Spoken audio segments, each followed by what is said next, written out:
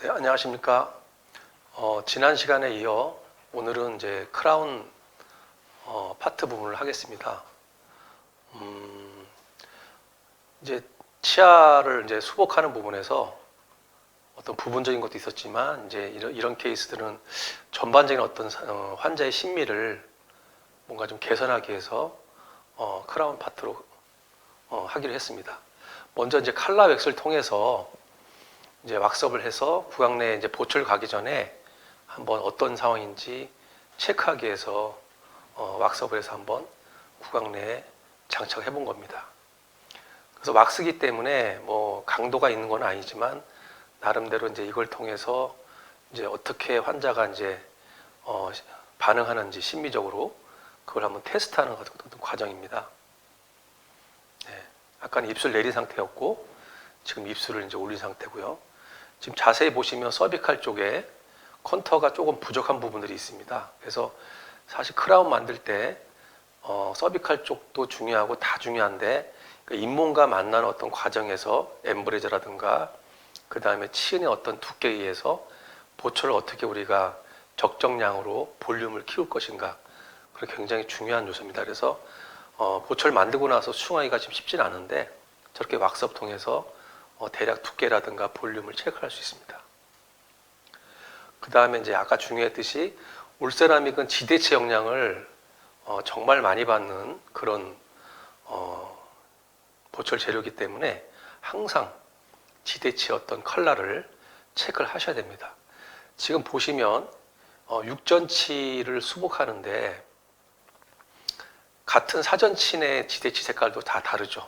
어느 부분은 하얀 것도 있고 노란 것도 있고 정상치아도 있고, 또 그 다음에 견치는 지금 라미네이트로 이제 하게 됐습니다. 왜냐하면 설측 쪽에 교합 가이드가 되기 때문에, 그래서 굳이 크라운을 하지 않고 저 부분은 이제 라미네이트로 하기로 했는데, 그래서 저렇게 치아가 부위별로 다 다르기 때문에 우리가 저런 거를 카바를 하면서 했을 때 어떤 인고트를 쓸 것인가, 그게 항상 이제 우리가 술자로서 고민스러운 일입니다. 그래서 저런 경우 항상 보면 이렇게 지대치가 좀 깨끗하지 않은 경우에는 좀 더 마스킹을 할 수 있는, 저 같은 경우는 BL, 그러니까 이제 브리칭 인고트라고 표현하죠. 그 인고트 3나 4 이런 것들 주로 쓰는데, 좀 더 이제 진한 경우에는 브리칭 1 인고트를 쓰게 되면 지대치의 영향을 좀 덜 받을 수 있습니다. 그 다음 이제 하악의 어떤 이제 쉐이드를 봐야 되는 거죠. 그래서 상악은 이제 프랩된 상태니까 지대치 상태를 보고, 하악은 이제 하악과 뭔가 어떤 색조화를 이루어야 되기 때문에 하악에서 쉐이드를 체크합니다. 자, 이건 이제 코핑을 만들었습니다. 코핑을 만들어서 사전치는 이제 풀로 빌드업을 할 것이고, 양쪽 견치는 라미네이트 부분에서 라비알 쪽만 빌드업하는 거로 지금 계획을 했습니다. 그래서 일단 구강 내에 아답을 해서 마진 적합들을 체크하고요. 네, 저 상태에서 이제 확인한 겁니다. 그 다음에 이제 우리가 아까 웩스업 했던 그 공간만큼의 공간이 일정한지 저런 이제 퍼티 인덱스를 통해서 이제 파우더가 얼마큼 올라갈 거리를 미리 인지할 수 있게 저렇게 체크를 합니다. 그래서 보시면 알겠지만 견치에 있는 라미네이트는 파우더가 상당히 적게 올라가는 걸 볼 수 있고, 사전치는 좀 더 심미적으로 깊이감을 주기 위해서 약간 공간을 좀 많이 포함시켰습니다. 이제 빌드업을 이제 하도록 하겠습니다.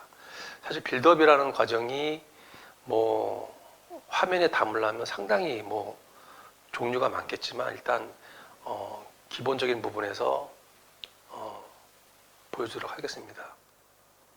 자, 보시면 이제 1차 코핑에다가 워시 파이어링이라고 해서 뭐 파운데이션을 표현합니다. 뭐냐면 이제 본딩을 위해서 이제 코핑에 파우더가 올라갈 때 나중에 이제 뭐 본딩이 떨어지거나 치핑되거나 그런 것들을 막기 위해서 먼저 1차적으로 얇게 파우더를 올려서 소성을 먼저 끝을 냅니다.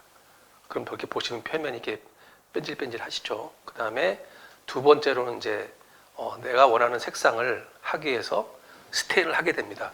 그리고 첫 번째 잉고트에서는 항상 제가 이제 얘기했듯이 쉐이드가 있는 잉고트도 쓸 수가 있지만 이 보통 보철들이 치아를 수복할 때 항상 기존에 뭔가 어떤 우식이 있거나 기존에 보철을 끼고 있었거나 하기 때문에 깨끗한 경우는 그렇게 많지 않습니다. 그래서 저는 이제 뭐 일반적으로 좀 밝은 잉고트를 써서 치대치를 이제 변색을 좀 카바를 하고 그 다음에 이제 색상을 입힐 때 뭔가 좀 명도가 있는 밝은 톤의 어떤 그런 색상을 얻기 위해서 저렇게 잉고트 밝은 걸 씁니다.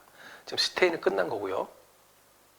자, 모델에 장착했습니다. 자, 보시면 아까 처음에 하였던 상황에서 서비칼 쪽이랑 어느 부분적으로 이렇게 견치라든가 약간의 이제 스테인이 들어감으로 해서 색상이 좀 입혀졌습니다.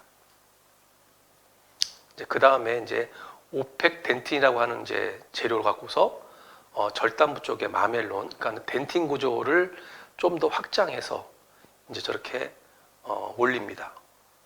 올리고 나서 소성을 이제 하는데 그 다음에 지금 그 미들 서드 부위에 그러니까 미들이랑 이제 서비컬 서드 부위에 저기 또 파우더가 하나 올라가는데 저거는 어떤 작용을 하냐면 치아가 가장 이제 최대 부인부가 보통 이제 미들 서드, 서비컬 서드 그 사이에 존재를 하는데 그 위치가 나름대로 치아를 분석해 보면 밝기가 좀 밝습니다.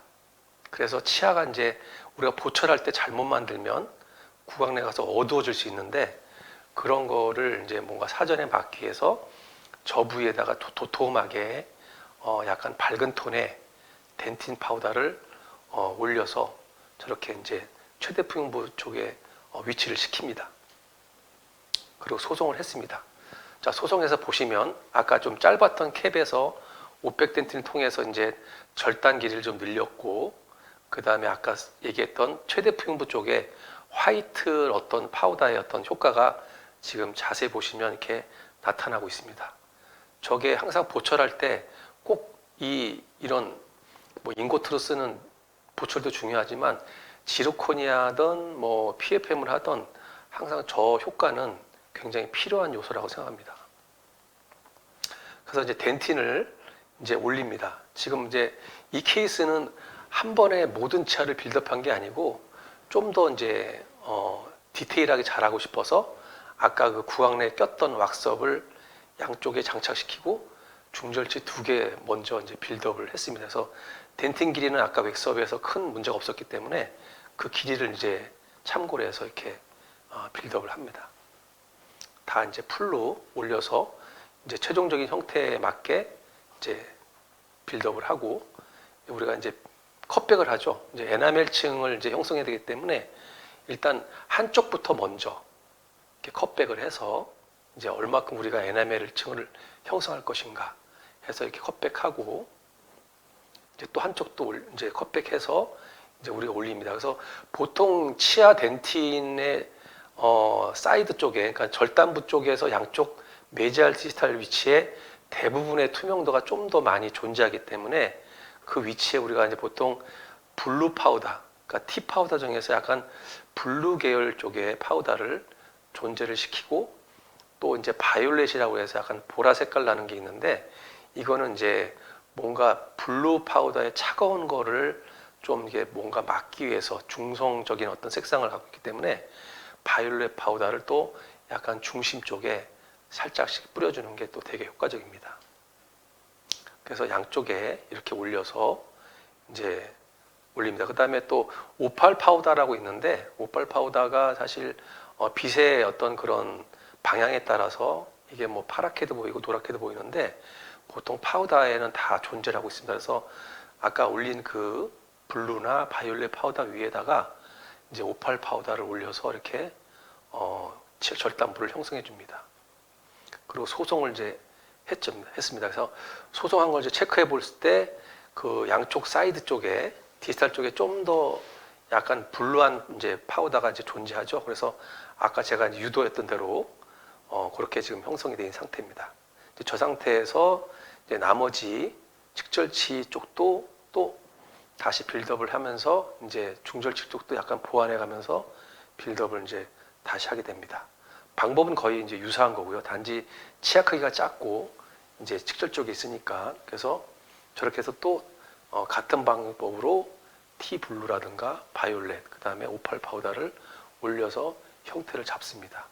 그래서 이제 이 상태가 전반적으로 다 중간에 좀 생략됐지만 이제 측절치 견치까지 다 이제 빌드업이 대략 끝난 상태입니다. 그래서 뭐 이 상태에서 뭐 콘택 부분을 좀 맞추고 그 다음에 이제 나머지 거를 봤을 때 뭐 큰 무리수가 없다 그러면 저 상태에서 이제 컨터링을 하게 됩니다. 그래서 컨터링이라는 부분은 사실 뭐 많은 부분을 이제 삭제하면은 사실 원래 갖고 있던 아까 얘기했던 덴팅 구조에서 에나멜 올렸던 그런 크기라는 거 이런 것들이 우리가 너무 크게 만들어서 이제 깎다 보면은 우리가 원했던 그 에나멜층의 구조가 많이 손상되기 때문에 자연스러움이 이제 반감이 됩니다. 그래서 우리가 항상 그 아까도 처음에 제가 진단 액습을 먼저 하고 그 공간을 체크했던 이유가 우리가 원하는 이제 최종 보철의 어떤 그런 두께를 미리 판단해서 덴틴을 올려주고 또 컷백을 해서 에나멜층을 형성해서 이게 소송됐을 때 한 15% 정도 수축을 하는데 그 정도를 감안해서 빌드업을 해야 나중에 깎아낼 게 적게지기 때문에 처음에 의도했던 덴팅과 에나멜 구조가 살 수 있는 겁니다. 그래서 일단 형태를 다 다듬고 또 중요한 건 저 빨간 라인이 이제 트랜지셔널 마지널 리치인데 저런 부분을 우리가 이제 명확하게 좀 형성을 해줘야 됩니다. 자연치아에서는 저런 구조가 순면과 프록시마를 이어주는 어떤 그 중심에 있는데 저런 라인들이 명확하게 좀 형성이 돼야 됩니다.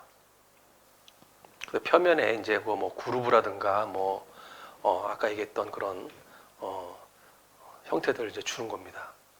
그래서 양쪽 사이드에서 체크하고요. 자, 정면에서 봤고 지금 보시면 뭐 마진 쪽이 조금 이제 부족한데 저런 것들은 그레징을 하면서 같이 해결할 수가 있습니다.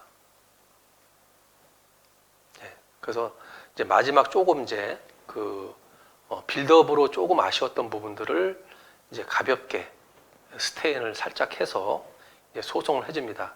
저 개인적으로는 이제 외부에 스테인을 하는 거를 별로 이제 좋아하지 않습니다. 왜냐하면 이제 크라운 자체가 빌드업하면서 형성된 색상들은 거의 시간이 지나도 뭐 지워지질 않는데 저렇게 표면에 스테인을 혹시나 많이 할 경우에는 좀 우리가 칫솔질을 하거나 시간이 지났을 때 지워질 수가 있습니다. 그래서 사실 풀지르 크라운도 그렇고 뭐 별개지만 뭐 보통 다른 보철들도 웬만하면 내부에서 색상을 맞춰서 외부에서는 거의 이제 광을 내는 정도, 그러니까 광택도를 내는 정도의 어떤 효과라는 게 좋습니다. 이제 가볍게 스테인했고요. 근데 저는 이제 스테인이라고 표현보다는 스테인에다가 파우더, 그러니까는 이제 수정용 파우더가 다 파우더마다 있습니다.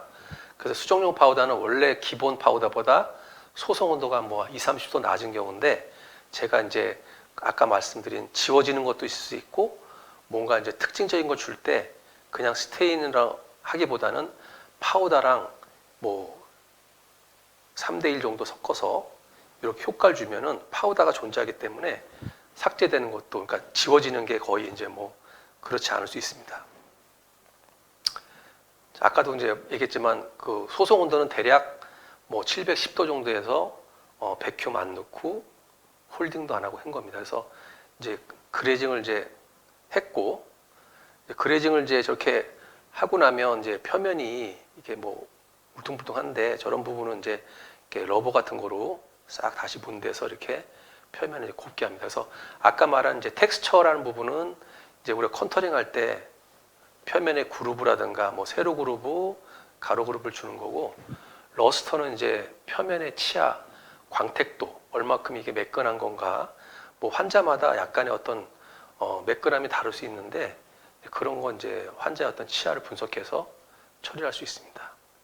그래서 이제 좀 더 강화시켰고 아까 서비칼 쪽에 약간 부족했던 것도 수정용 파우더를 채워서 다 채웠습니다. 그래서 처음에 이제 제가 진단약속 때 말씀드렸지만 잇몸과 만나는 그 부분에 그러니까 이머전스 프로파일의 어떤 그 위치에 크라운 두 개가 잘 이렇게 유지를 시키고 받쳐줘야 잇몸이 좀 더 건강하게 유지가 됩니다. 그래서 저게 너무 언더가 되거나 너무 오버가 됐을 때 잇몸이 이제 뭔가 유지하는데 문제가 생길 수 있기 때문에 그런 부분을 이제 템포랄이라든가 아까 왁스업 같은 부분을 통해서 이 환자가 갖고 있는 잇몸의 두께에 따라서 형태를 제대로 맞추는 게 가장 중요합니다.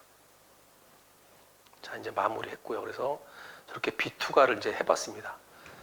아까 제가 이제 초반에 지난 시간에 얘기했듯이 자연치아 갖고 있는 고유의 특성, 굉장히 이제 다양한 어떤 요소도 있지만 빛을 투과했을 때 그게 빛이 다 투과해서 뭔가 자연스러운 어떤 그런 걸 갖고 있듯이 우리가 이 인고트를 쓰는 이유는 가장 자연치아에 근접하게 뭔가 비투과도를 좋게 하기 위해서 쓰는 거기 때문에 그런 쪽에서 한번 테스트를 또 해본 겁니다. 자, 이건 정면에서 측면에서 체크를 한 거고요. 자, 이제 이 상태가 이제 원래 끼고 있던 보철을 설계를 해서 잇몸을 좀 더 이제 자르고 길이도 늘리고 해서 저렇게 다시 이제 올세라믹으로 바뀐 겁니다. 네.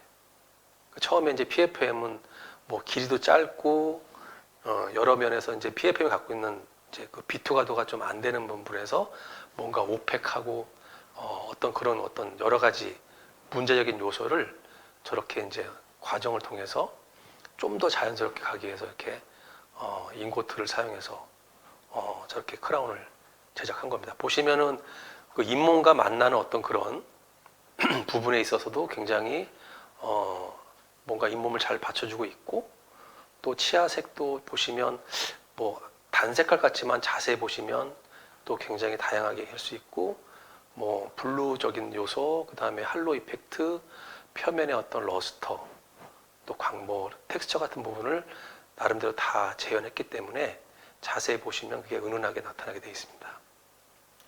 예. 이상 정면에서 본 거고요.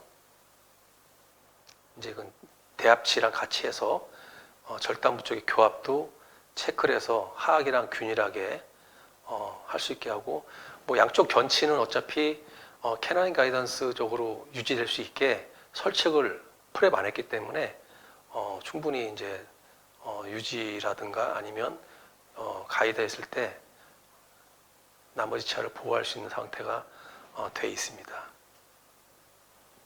측면에서 본 거고요.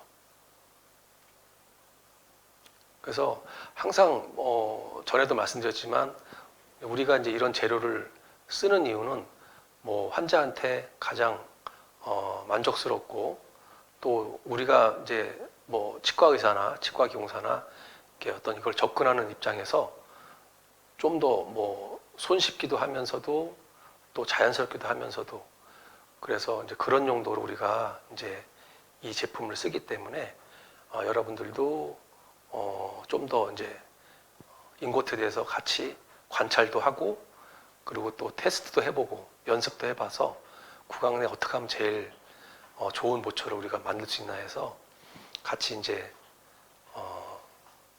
연구했으면 좋겠습니다. 뭐 앞으로도 제가 요 시간 외에도 이제 그 실습도를 통해서 직접 이제 제가 시연하는 것도 보여드릴 예정입니다. 그러니까 많이 기대해 주시고 잘 부탁드립니다. 감사합니다.